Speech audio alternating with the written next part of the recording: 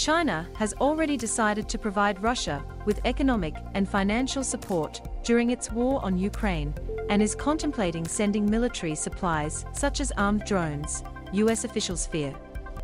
The U.S. National Security Advisor, Jake Sullivan, laid out the U.S. case against Russia's invasion in an intense 7-hour meeting in Rome with his Chinese counterpart, Yang Jiechi, pointing out that Moscow had feigned interest in diplomacy while preparing for invasion, and also that the Russian military was clearly showing signs of frailty.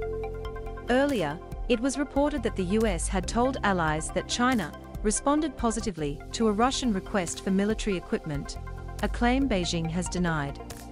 An employee of Russian interrupted a Russian state TV broadcast by shouting "No to war" and holding a sign that read, "Don't believe the propaganda. They are lying to you here."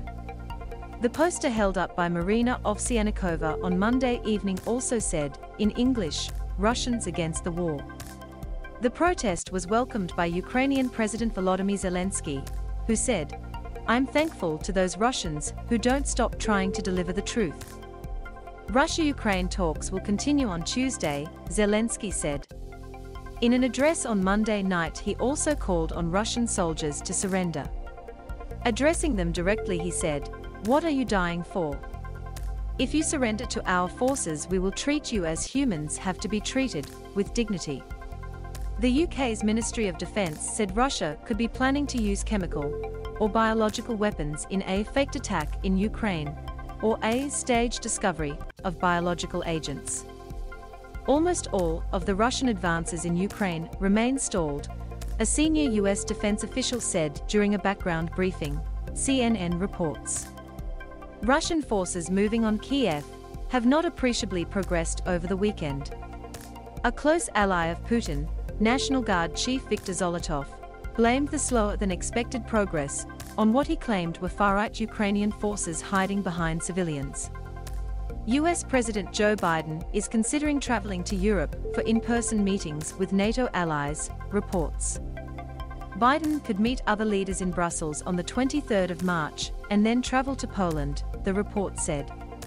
A convoy of more than 160 cars departed from Mariupol today, local officials said, in what appeared to be the first successful attempt to evacuate civilians from the encircled Ukrainian city.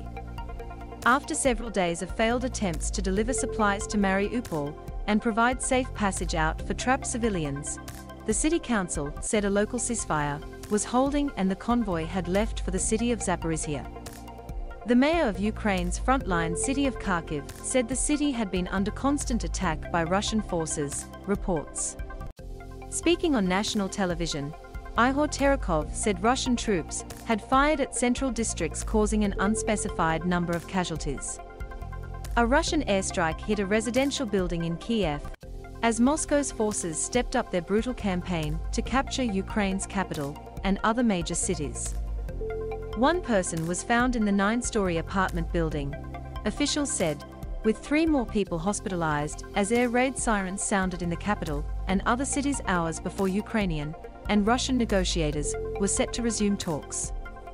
The Antonov aircraft plant in Kiev was shelled by Russian forces, the Kiev city administration said in an update on its official Telegram account on Monday morning.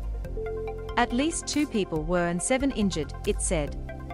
Ukrainian authorities have denied accusations by Russia after a Ukrainian missile allegedly exploded in the separatist-controlled city of Donetsk, killing 20 civilians. Ukrainian military spokesperson Leonid Machukin said the missile, that carried warhead shrapnel, was in fact a Russian rocket. The Russian and Ukrainian claims cannot be independently verified. There are reports that Russian forces blew up explosives at Ukraine's Zaporizhia nuclear power plant. Ukraine's parliament earlier said Russian troops planned to begin disposal of ammunition in front of the Zaporizhia plant, Europe's largest nuclear power station. At least 9 people were reportedly and 9 more wounded in an airstrike on a television tower in Ukraine's northern Rivne region today. There are still people under the rubble, Governor Vitaly Koval said in an online post, reports. 90 children have been and more than 100 wounded in Ukraine since Russia invaded on the 24th of February, the Ukrainian General Prosecutor's Office said. The highest number of victims are in the Kiev, Kharkiv, Donetsk, Chernihiv, Sumy, Kherson, Mykolaiv and Zhytomyr regions, it said in a statement.